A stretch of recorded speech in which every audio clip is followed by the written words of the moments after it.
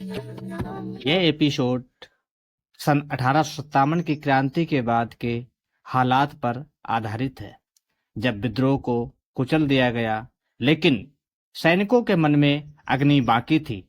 अंग्रेजों ने सैनिकों को कैसे तोड़ने की कोशिश की, किन चालों से उन्हें दो हिस्सों में बांटा और कैसे कुछ वीर सैनिकों ने गुलामी की नौकरी में भी अपने देशभक्ति के बीज बोए।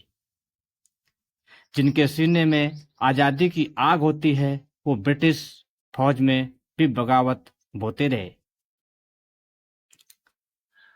सन 1857 की ज्वाला तो बुझ गई, लेकिन राख के नीचे चिंगारी अब भी बाकी थी।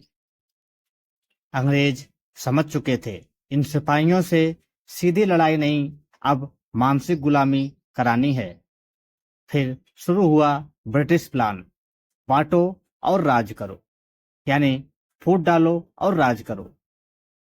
फिर धर्म, जाति, भाषा के नाम पर रेजिमेंट बांटी गई। हिंदू, मुस्लिम, सिख, सबको अलग अलग ड्रेस, कैंटोनेंट और ट्रेनिंग। कुछ सिपाही टूट गए, पर कुछ ऐसे थे जिन्होंने ब्रिटिश रेजिमेंट की वर्दी पहनकर भी आजादी की चिंगारी जला दी।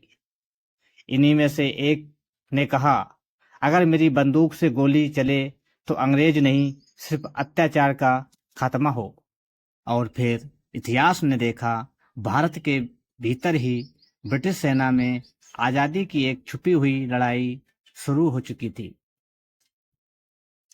क्या आप जानते हैं, सन 1857 के बाद अंग्रेजों ने भारतीय फौजियों पर कौन कौन सी सबसे खतरनाक साजिश रची थी?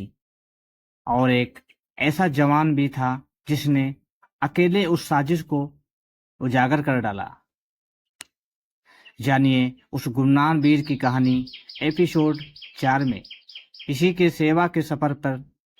तब तक जय हिंद, वंदे मातरम।